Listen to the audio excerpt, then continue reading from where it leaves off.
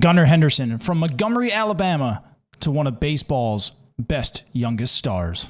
Gunnar grew up on a field built by his father right in the backyards of Montgomery, Alabama, where he spent numerous hours taking ground balls, working out with local high school teams that his father coached.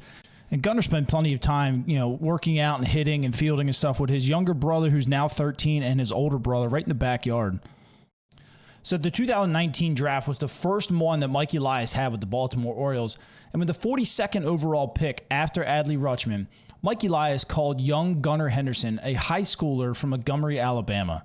So Gunnar committed to Auburn University his sophomore year of high school, where he was eventually Player of the Year at John T. Morgan Academy in Alabama. Gunnar hit .559 with 17 doubles, 9 triples, 11 home runs, 69 runs scored, and 75 RBIs. That prompted Mike Elias to call in the second round. Gunnar was a no-doubt first-round talent.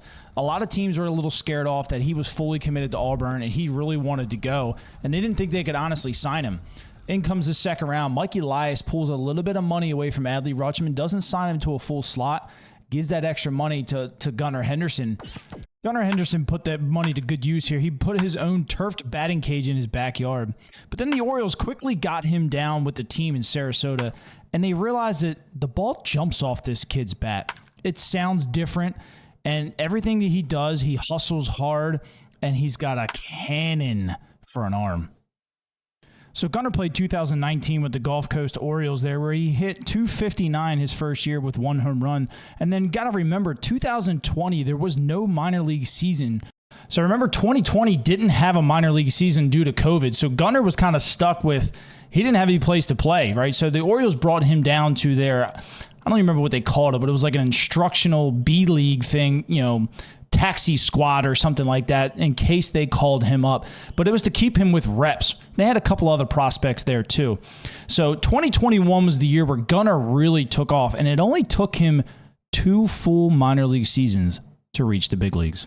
So Gunnar started 2021 in Delmarva, which is their low A ball, and where he hit .312 with 8 home runs. And he was quickly promoted to Aberdeen, which became Baltimore's new high A affiliate after Frederick was released. And Gunnar kind of struggled there. He hit 9 home runs, but he only hit in the 230s.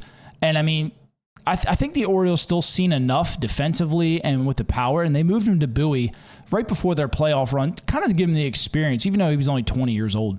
So Gunnar went to Bowie, and he hit 230 there as well. But starting off 2022, Gunnar started at Bowie. Through 200 at-bats, Gunnar hit .312 with 8 home runs and 35 RBIs, quickly earning him a promotion to AAA. Now, once he hit AAA, Gunnar was actually named the #1 prospect in baseball, and he turned around that and hit .288 at AAA at 21 years old through almost 300 at-bats.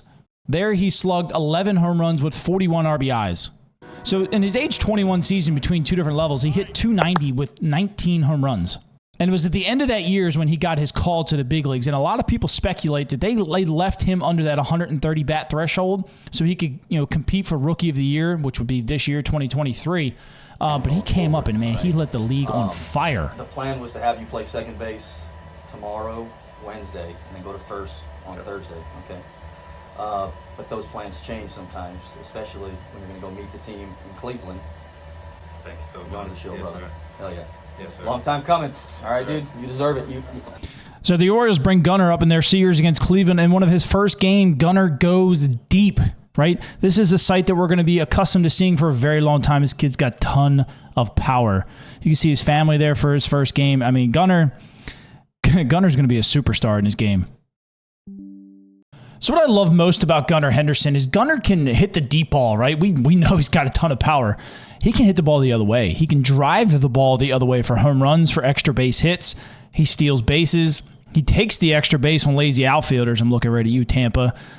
This kid just plays the game at 150 miles an hour, and it's something that this fan base has been just waiting for. It's just to flat out put it, Gunnar changes baseball games. Let's take a look at some of his highlights.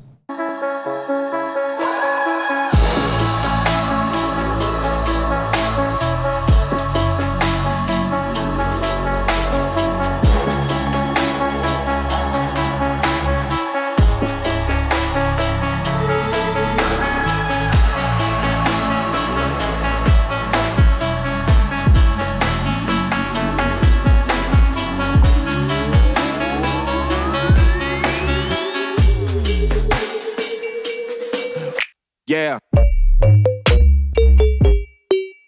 Yeah. What?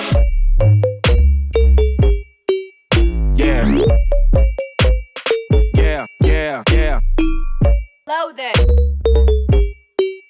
Yeah.